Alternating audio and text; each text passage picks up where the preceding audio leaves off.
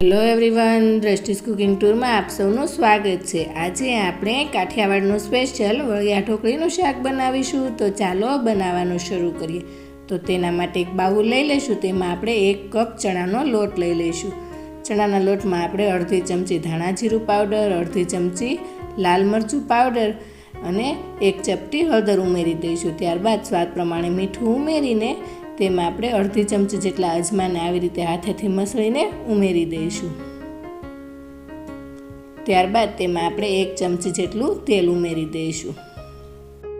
હવે ત્યારબાદ તેમાં આપણે થોડું પાણી ઉમેરીને તેનો રોટલી જેવો લોટ બાંધી લઈશું। પાણી આપણે અહીં થોડું થોડું ઉમેરતા જઈશું અને આવો રોટલી જેવો લોટ બાંધી લઈશું। હવે આપણો લોટ બંધાઈ ગયો છે તો તેમાં આપણે અડધી ચમચી જેટલું તેલ ઉમેરીને તેને બરાબર સારી રીતે મિક્સ કરી દઈશું અને તેને 10 મિનિટ માટે રહેવા દઈશું। હવે આપણે એક બાઉલ લઈ લઈશું અને તેમાં અડધો કપ સમારેલી મેથીની ભાજી લઈ લઈશું। અહીં ભાજીને આપણે સાવ બારીક સમારી લઈશું। ત્યારબાદ આપણે તેમાં 2 ચમચી જેટલા સમારેલા લીલા ધાણા ઉમેરી દઈશું અને હવે આપણે તેમાં 1 મોટી ચમચી આદુ મરચાં અને લસણની પેસ્ટ ઉમેરી દઈશું। મેં અહીંયા લીલું લસણનો ઉપયોગ કર્યો છે, પણ જો લીલું લસણ સિઝનમાં ના હોય તો તમે સૂકા લસણનો ઉપયોગ પણ કરી શકો છો। ત્યારબાદ તેમાં અડધી ચમચી અજમા, અડધી ચમચી હળદર પાવડર, અડધી ચમચી ધાણા જીરું પાવડર અને સ્વાદ પ્રમાણે મીઠું ઉમેરી દઈશું અને સાથે આપણે 1 ચમચી જેટલું તેલ ઉમેરીને તેને બરાબર મિક્સ કરી દઈશું। આ આપણે ઢોકળીમાં પાથરવા માટેનું સ્ટફિંગ તૈયાર કરી લીધું છે। તો હવે આ સ્ટફિંગને સારી રીતે મિક્સ થઈ જાય એટલે 5 મિનિટ માટે રહેવા દઈશું અને ત્યાં સુધીમાં આપણા લોટમાંથી આપણે 2 એક સરખા ભાગ કરી લઈશું અને તેના ગોળ લુવા બનાવી લઈશું અને તેની આપણે રોટલી વણી લઈશું। તો હવે રોટલી વણવા માટે આપણે થોડો થોડો કોરો લોટ ઉમેરતા જઈશું અને તેની એકદમ સરસ રોટલી વણી લઈશું।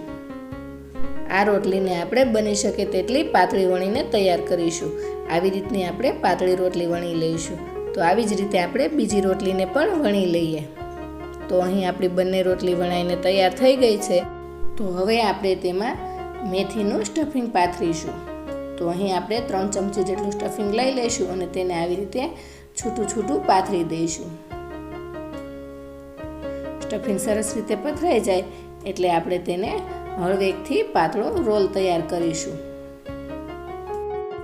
હવે આ રોલને આપણે તળતી વખતે તેલમાં તે છૂટો ન પડી જાય એટલા માટે છેલ્લે જ્યારે બંધ કરીએ ને ત્યારે તેમાં થોડું પાણી લગાવી દઈશું અને તેને સારી રીતે પેક કરી દઈશું અને તેવી જ રીતે આપણે બીજો રોલ પણ તૈયાર કરી લઈશું।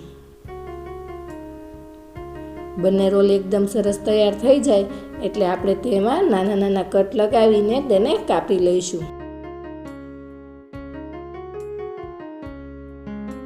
હવે આપણા બંને રોલ સરસ રીતે કપાઈ ગયા છે અને આપણી વડી એકદમ સરસ તૈયાર થઈ ગઈ છે। તો આપણે તેલ ગરમ કરી લઈશું અને તેમાં આ વડીને તળી લઈશું। જો તમને મારી રેસિપી ગમતી હોય તો મારી ચેનલને સબસ્ક્રાઈબ કરવાનું ના ભૂલશો અને સાથે રહેલ બેલ આઇકનમાં જઈને ઓલનું બટન જરૂરથી દબાવજો, જેથી કરીને તમને મારા નવા વિડીયોની નોટિફિકેશન મળતી રહે। તો આવી જ રીતે આપણે વડીને એકદમ સરસ તળી લઈશું। વડી આપણીને તળાતા 2 થી 3 મિનિટ જેવો સમય લાગશે અને તે એકદમ આવી ક્રિસ્પી થાય ત્યાં સુધી આપણે તેને તળવાની છે અને તેવી જ રીતે આપણે બીજી બધી વડીને પણ તળીને તૈયાર કરી લઈશું। તો આપણી વડી તળાઈ ગઈ છે। તો હવે આપણે શાક બનાવીશું। તો તેના માટે એક કડાઈ ગરમ મૂકીશું અને તેમાં આપણે 4 ચમચી જેટલું તેલ ઉમેરી દઈશું।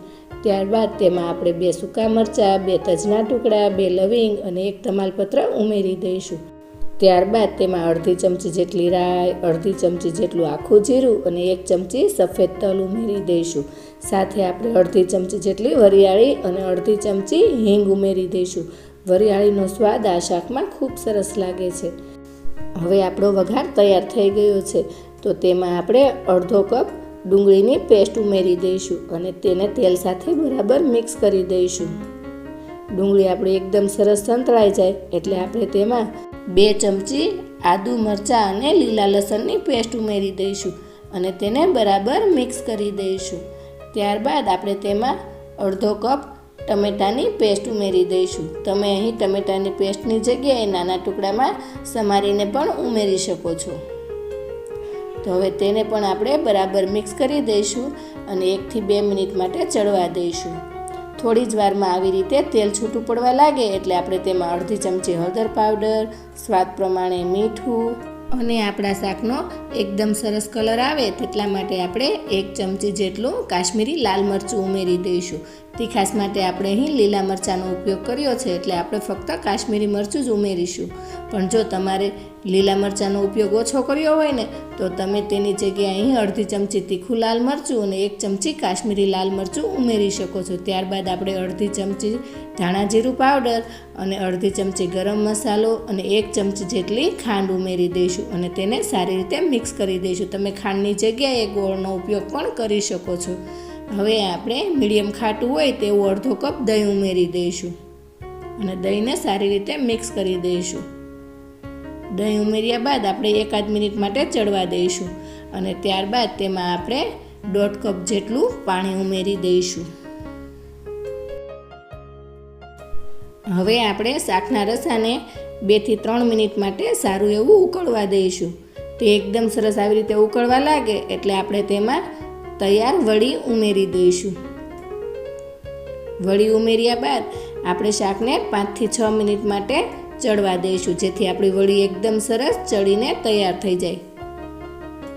5 થી 6 મિનિટમાં જ આપણી વડી એકદમ સરસ ચડી જશે અને આપણું શાક પહેલાં કરતાં થોડું ઘટ્ટ તૈયાર થઈ જશે. તો આ સમયે આપણે ગેસ ઓફ કરી દઈશું અને તેમાં આપણે થોડા લીલા ધાણા ઉમેરી દઈશું. હવે આ શાકને આપણે ગેસ પરથી નીચે લઈ લઈશું અને એક સર્વિંગ પ્લેટ લઈ લઈશું અને તેમાં તેને સર્વ કરીશું. આ ઢોકળીના શાકને તમે રોટલા, ભાખરી, પરોઠા કોઈપણની સાથે ખાઈ શકો છો. તો હવે આપણે ઉપરથી થોડા લીલા ધાણા ઉમેરી દઈશું. તો તૈયાર છે આપણું કાઠિયાવાડ સ્પેશિયલ વળિયા ઢોકળીનું શાક. તો તમે એકવાર આ શાક જરૂરથી બનાવજો અને કોમેન્ટમાં જણાવજો કે તમને આ વળિયા ઢોકળીના શાકની રેસિપી કેવી લાગી. અને આ સાથે મારી ચેનલને લાઈક, શેર અને સબસ્ક્રાઈબ કરજો.